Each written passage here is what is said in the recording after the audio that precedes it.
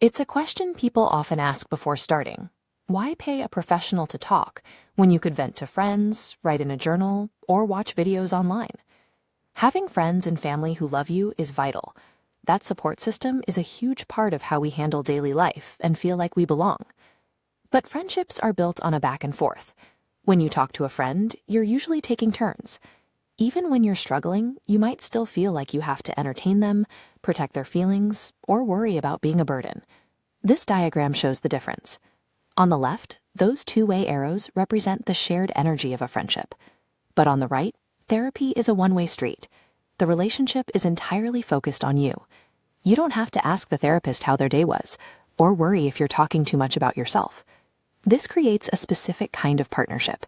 You and the therapist step inside a professional boundary, where the time exists solely for your recovery. You aren't there to manage their emotions. They are there to help you manage yours. This clear boundary is what makes the space safe. It gives you permission to be truly honest about your fears or your mistakes without the risk of damaging a personal relationship. So, what actually happens in a session? The first meeting is an orientation. You don't have to show up with all the answers, and you don't have to share your deepest secrets immediately. The first priority is safety. A therapist who understands how the body handles stress will work at your pace, making sure you feel steady and grounded before exploring anything difficult. From there, you start making sense of patterns.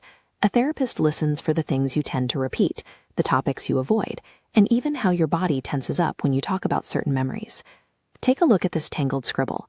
You might tell yourself, "I'm just lazy." But over time, the therapist helps you see that what looks like laziness is actually your body's way of shutting down because it's swamped by a fear of failing.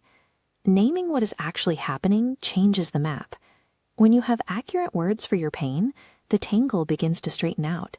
You can stop blaming your personality for what was actually a way to survive. Once you understand the pattern, you need a place to try something different. This is why therapy becomes a rehearsal space. Inside this room, you can practice new responses. You might practice saying no to a request, sitting with a difficult emotion without running away, or learning how to calm your nervous system before you have to do it in the real world. Seeing the pattern is the start, but having a safe, guided place to practice new skills is what makes it possible to actually live differently. Sometimes, though, practicing new skills isn't enough to feel better, and that is a common part of the healing process. Think of our well-being as a house with four main pillars: our bodies, our minds, our relationships, and our sense of purpose.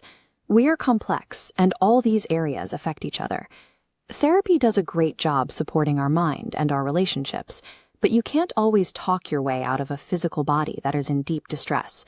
When symptoms like severe anxiety or depression become too heavy to manage, psychiatric medication is a specific tool used to support the biological pillar of your health.